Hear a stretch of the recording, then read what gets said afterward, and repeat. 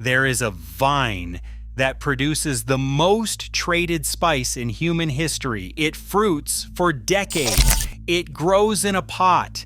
Empires were built to control it. The economics of the spice trade meant it was treated like an exotic, untouchable luxury, hiding the fact that it comes from a vine you can actually cultivate at home. And at the end of this video, you will know how to grow it yourself and why 5 centuries of history were spent fighting for its monopoly. This is Garden Explained with Harry, and today we are pulling apart the most profitable lie the spice trade ever told. Walk into your kitchen right now, open your spice cabinet, look at that small jar sitting next to the salt. You bought it for a few dollars, you refill it every few months without thinking. You have never once asked where it actually comes from. You have never seen the plant that made it. You have never been told that you could grow it yourself. That is not an accident. 2,000 years ago, the Roman Empire was obsessed with this spice.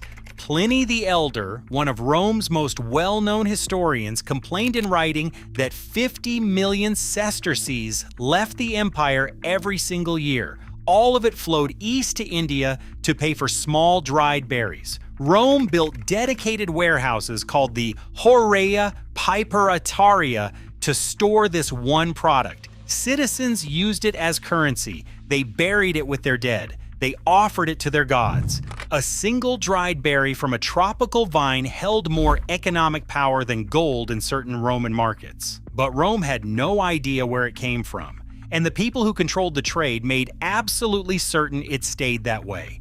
Arab merchants dominated the overland spice routes for centuries. They moved this crop from the Malabar coast of India across the Arabian Peninsula and into Mediterranean ports. Along the way, they told European stories. They said the spice grew in forests guarded by venomous serpents. They said only trained harvesters could retrieve it. They said entire forests had to be burned to drive the snakes away before a single berry could be collected. Every word of it was fabricated. It was the first supply chain disinformation campaign in recorded history. If Europeans feared the source, they would never go looking for it. And for centuries, they did not. During the Middle Ages, this spice became so valuable across Europe that landlords began accepting it as payment for rent. A pound of it could purchase a serf their freedom. The term peppercorn rent entered English common law, and it remains a legal term to this day. Judges still reference it. It was a crop so embedded in Western civilization that it shaped property law for generations. And still, no European had ever seen the vine. Then, in 1498, a Portuguese navigator named Vasco da Gama sailed around the southern tip of Africa and reached the coast of India. His mission was not exploration. His mission was not scientific curiosity. His mission was this spice. The Portuguese seized control of the Malabar coast and the pepper gardens growing there. They taxed local farmers. They controlled every export. They killed anyone who attempted to trade independently. But the Portuguese were mild compared to what followed. The Dutch East India Company arrived in the early 1600s and did something that still shapes the global spice market today. They burned competing farms. They physically destroyed vines. They raised entire gardens that supplied anyone but them. They dictated to local growers exactly what they could plant, where they could sell it, and to whom. The penalty for unauthorized cultivation was death. The Dutch East India Company became the most valuable corporation in recorded history. According to some modern economic estimates, if you adjust their assets and monopoly power to today's market, their peak valuation would echo into the trillions of dollars. They employed private armies, they governed entire countries, they waged wars on 3 continents, all of it funded by a vine, a single climbing tropical vine that grows in a pot on a windowsill. They sailed around the world, they burned farms, they enslaved populations, they built an empire worth more than any company that exists today, all for a plant that any person in a warm room could grow at home. But here is what they worked hardest to hide. The vine is called piper nigrum. You know it as black pepper, the most common spice on every table in every restaurant in every country on earth. The thing sitting right next to your salt shaker right now, that is what all of this was about. That is what empires rose and fell to control. That is what the Dutch East India Company killed to monopolize black pepper, a houseplant. And here's the part that still surprises people. Green peppercorns, black peppercorns, white peppercorns, and red peppercorns are not four different spices. They are the same fruit, the same berry, from the same vine, from the same cluster. The only difference is when you pick them and how you handle them afterward. Harvest the berries early while they are still small and green. Preserve them in brine or freeze dry them. Those are green peppercorns. Let the same berries stay on the vine a little longer. Pick them just before they ripen. Spread them on a flat surface under direct sunlight for 3 to 5 days. The skin shrivels and darkens as the enzymes do their work. Those are black peppercorns, the same ones you buy at every grocery store on earth. Wait even longer. Let the berries ripen completely until they turn bright red. Soak them in water for a week to 10 days until the outer skin loosens and falls away. Dry the smooth, pale inner seed that remains. Those are white peppercorns, the kind European chefs use in cream sauces because they disappear visually into the dish. Or take those fully ripe red berries and preserve them immediately in brine before the skin breaks down. Those are red peppercorns. 4 products, 4 separate jars on the shelf, 4 different price tags, 1 vine, 1 pot, 1 harvest. In Kerala, along the southwestern coast of India, families have grown this vine on the same land for generations. The vine wraps around trees in their yards. Children harvest the berries the same way American children pick apples in autumn. It is not exotic to them. It is not rare. It is simply what grows in the garden beside the house. In Kampot, Cambodia, pepper farming is so deeply embedded in community identity that it now carries cultural heritage protection. In the central highlands of Vietnam, smallholder families with backyard trellises produce nearly 40% of the entire global supply. Not industrial plantations, not factory farms, families with vines climbing wooden stakes behind their kitchens. 500 million people across South and Southeast Asia understand this plant completely. They grow it, they harvest it, they dry it at home. They have done this for thousands of years without interruption. Meanwhile, Western consumers buy a jar. They have never seen the vine. They have never held a fresh cluster of berries still attached to the stem. They do not know that green and black and white and red are the same fruit processed differently. The gap between grower and buyer is not geographic. It is informational. And that gap has been carefully maintained since Vasco da Gama first rounded the Cape of Good Hope 500 years ago. There is one compound inside these berries worth understanding. It is called piperine. This is what gives pepper its heat. But piperine does something else that most consumers never learn. It dramatically increases the absorption of other nutrients in your digestive system.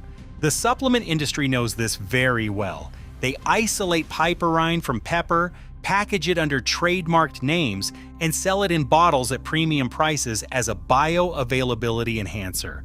Your grandmother putting freshly ground pepper on every single meal was already doing what a $30 supplement promises. She just never charged anyone for it. The science is clear. The history is documented. The vine has been fruiting for thousands of years. So here is the only question that actually matters. You can grow this vine in your home. Piper nigrum is a tropical perennial climber. In the wild, it scales tree trunks and reaches 10 meters high. In a container with a moss pole or a small wooden trellis, it stays between 1.5 and 3 meters tall. It looks like a beautiful tropical houseplant because that is exactly what it is. The only difference is that this one produces the most traded spice in human history from your living room window. Start with a live cutting or a rooted vine from a nursery. Many tropical plant sellers carry them as ornamental specimens. You can find them online shipped directly to your door. Do not attempt to grow a vine from the dried peppercorns in your spice cabinet. Those have been heat treated during commercial processing and will not sprout. You need a living plant or a fresh cutting with 3 to 4 nodes along the stem. Place the cutting in moist growing medium. Roots establish within 4 to 6 weeks. Use a pot 10 to 12 inches across with drainage holes at the bottom. Fill it with a well-draining mix that holds some moisture but never stays soggy. Orchid bark combined with perlite and good compost works well. Insert a moss pole or a sturdy wooden stake in the center of the pot for the vine to climb.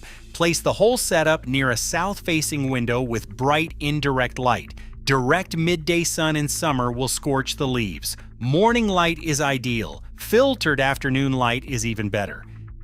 This vine evolved in the tropics. It wants consistent warmth between 20 and 30 degrees Celsius. It wants humid air around its leaves. Mist the foliage a few times per week or set the pot on a shallow tray of pebbles with water beneath to create ambient moisture. While it climbs like a pothos or a philodendron, Piper nigrum is far more demanding. It requires strict environmental consistency to thrive. Feed the vine monthly with a balanced liquid fertilizer during the active growing season, from spring through early autumn. Water when the top inch of soil feels dry to the touch. Do not overwater. The roots are tropical, but they are not aquatic. Standing moisture causes rot. Consistent light dampness is the target. Now here's the only real barrier: patience. The vine will not produce fruit in its first year or its second. First flowering spikes typically appear in year 3 or year 4 from a rooted cutting. The spikes emerge from the nodes and hang downward like slender green fingers. Each one carries between 50 and 80 tiny berries. When you see them forming for the first time, you will understand immediately why empires destroyed each other over this plant. Because while getting a tropical vine to fruit indoors is a test of patience, a successful harvest connects you directly to an ancient agricultural tradition. Harvest the hanging spikes when the berries are green for fresh green peppercorns. Let them ripen further toward red for deeper, more complex flavor. To make your own black pepper, lay the harvested berries on a clean tray in direct sunlight for 3 to 5 days. Watch the skins darken and contract. That is the exact same process that has been used on the Malabar coast for 3,000 years. The only difference is that now it is happening on your back porch or your apartment balcony. For white peppercorns, soak the ripe red berries in a bowl of clean water for a week. The outer layer softens and separates. Rub it away between your fingers. Dry the pale inner seed on a rack or a screen. You have just made white pepper from the same vine and the same harvest with nothing more than water and time. One vine, one pot, 4 different spices, and the vine keeps producing for 20 to 30 years under reasonable care. That is not speculation. Pepper vines across Kerala and Karnataka have been documented fruiting continuously for decades on the same root system without replanting. A live pepper vine costs between $15 and $25. The average American household spends $8 to $12 per year on store-bought black pepper. By year 5, the vine has already paid for itself. By year 10, you have saved well over $100. By year 20, the plant sitting quietly in your window has produced spice worth more than $200 at grocery store prices. It also happens to be one of the most striking climbing houseplants you will ever own. The global black pepper market is currently valued at $5.5 billion.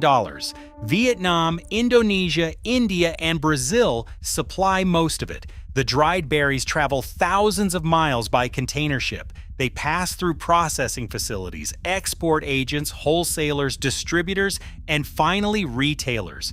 Every step adds cost.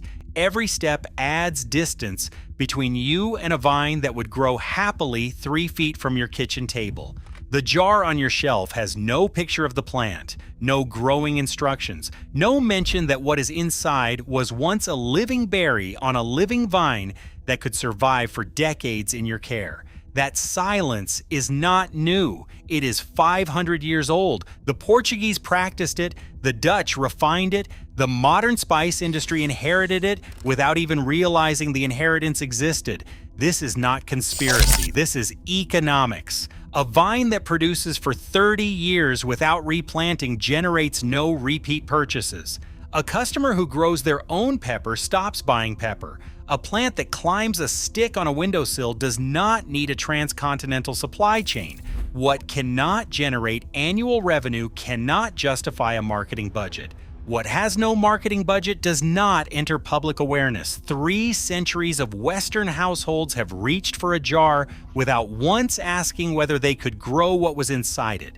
But the vine does not care about revenue, it does not care about trade routes or colonial monopolies, or a $5.5 billion global industry built on its berries. It cares about climbing, it cares about fruiting, it cares about doing exactly what it has done on the Malabar coast for thousands of years before any empire ever noticed it existed.